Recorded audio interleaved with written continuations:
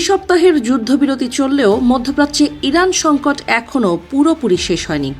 কারণ তেল বাণিজ্যের গুরুত্বপূর্ণ রুট হরমুজ প্রণালীর ওপর একতরফা নিয়ন্ত্রণ দাবি করছে ইরান। এই রুট দিয়ে চলাচলকারী জাহাজগুলোর কাছ থেকে এখন থেকে টোল আদায় করা হবে বলে জানিয়েছে তেহরান।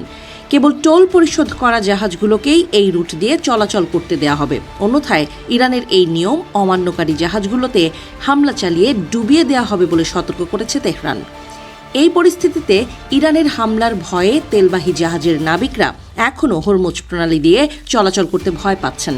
তাই হরমুজ প্রণালী দিয়ে চলাচলে শতভাগ নিরাপত্তা চাচ্ছেন তেলবাহী জাহাজগুলোর নাবিকরা। তবে ইরানের কার্যকরী ড্রোন ও মিসাইলের হাত থেকে তেলবাহী জাহাজগুলোকে শতভাগ প্রতিশ্রুতি দিতে পারছে না মার্কিন নৌবাহিনী। লোহিত সাগরে ড্রোন এবং মিসাইল ভূপাতিত করার ক্ষেত্রে মার্কিন নৌবাহিনীর রেকর্ড প্রায় নিখুঁত। ইয়েমেনের বিদ্রোহীদের আক্রমণ মোকাবেলায় নতুন রণকৌশল এবং উন্নত অস্ত্র ব্যবহার করে সাফল্য পেয়েছে মার্কিন নৌবাহিনী।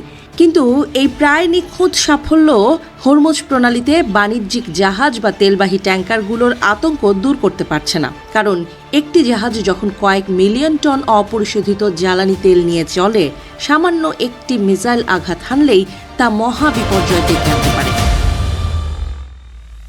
মার্কিন নৌবাহিনী হরমুজ প্রণালী দিয়ে চলাচলকারী জাহাজগুলোকে পাহারা দিয়ে নিয়ে যাওয়ার ক্ষমতা রাখে।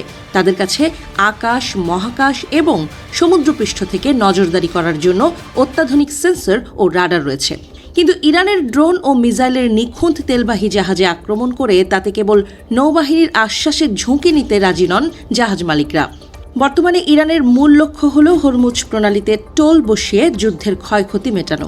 ইতোমধ্যে এই রুট দিয়ে চলাচলকারী কিছু জাহাজের কাছ থেকে টোল নিয়েছে ইরান। ড্রোন আক্রমণ মোকাবিলায় মার্কিন নৌবাহিনী এখন কোয়োট নামক একটি নতুন প্রযুক্তি ব্যবহার করছে। এটি একটি মিনি ড্রোন যা জাহাজ থেকে উৎক্ষেপণ করা যায়। এটি নজরদারির পাশাপাশি আকাশে বিস্ফোরিত হয়ে ঝাঁকে ঝাঁকে আসা ড্রোনগুলোকে নিমেষেই ধ্বংস করে দিতে পারে। এই আধুনিক প্রতিরক্ষা ব্যবস্থা থাকার পরও জাহাজকর্মীদের মনে ভয় থেকেই যাচ্ছে। কিন্তু মার্কিন নৌবাহিনীর কাছে ড্রোন বা মিসাইল ঠেকানোর মতো অভিজ্ঞতা ও প্রযুক্তি থাকলেও তারা জাহাজকর্মীদের মনের ভয় দূর করতে পারছে না। সুরক্ষার প্রতিশ্রুতি সত্ত্বেও হরমুজ প্রণালী দিয়ে তেলের ট্যাঙ্কারের ওপর ইরানের হামলার ঝুঁকি এখনও অনেক বেশি। ফলে বিশ্ববাজারে তেলের দাম ও সরবরাহে অস্থিরতা এখনও চলছে। তাই পাকিস্তানের ইসলামাবাদে আমেরিকা ও ইরানের মধ্যে চলমান আলোচনায় হরমুজ প্রণালী নিয়ে কী সিদ্ধান্ত আসে এটির দিকে তাকিয়ে আছে পুরো বিশ্ব।